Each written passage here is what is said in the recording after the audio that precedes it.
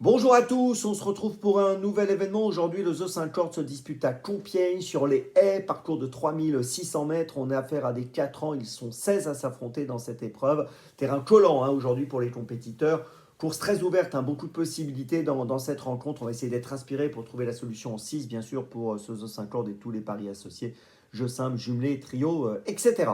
Je vous rappelle que vous pouvez vous abonner à la chaîne YouTube de The Tour. Vous pouvez aussi activer la cloche pour être informé dès que mon prono est posté. Puis vous le savez, n'oubliez pas le jeu responsable, les mentions qui sont en bas ici. Ayez ça en tête.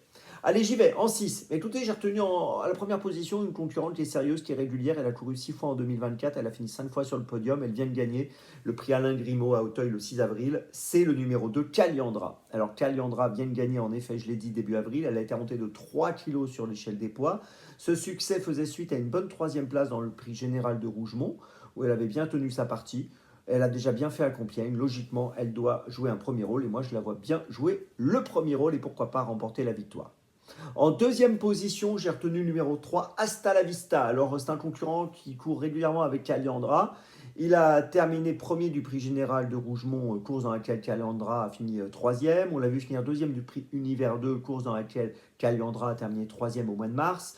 Les deux se tiennent. Hasta la Vista a été remonté de 3 kilos suite à son succès l'autre jour, mais je pense qu'il est encore compétitif et il est en progrès. Et je pense qu'il peut encore faire l'arrivée. En troisième position, j'ai placé le 6, Quelle Story, qui a fini deuxième du prix général de Rougemont, qui est donc la course de référence, vous l'avez compris, disputée le 24 mars dernier à Auteuil. Il avait été absent entre décembre et mars, donc l'autre jour c'était sa rentrée quand il termine deuxième de cette épreuve, donc c'était une belle rentrée. Et j'attends une confirmation dans cette course, il a les moyens de jouer un très bon rôle dans cette épreuve. Alors derrière ces trois concurrents qui me semblent représenter un bon point d'appui, des bons points d'appui, j'ai placé des concurrents qui vont participer pour la première fois à un handicap. En quatrième position, j'ai retenu le 4, Tiponche des Îles.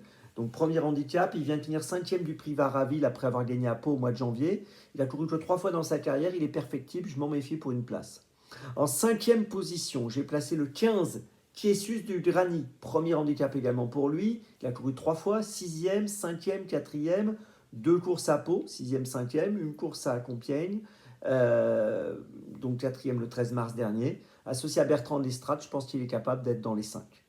Et puis en sixième position, j'ai retenu le 8, Malmadoville. C'est une pouliche, premier handicap également, donc associée à James Revley, le jockey qui a gagné le prix du président de la République dimanche.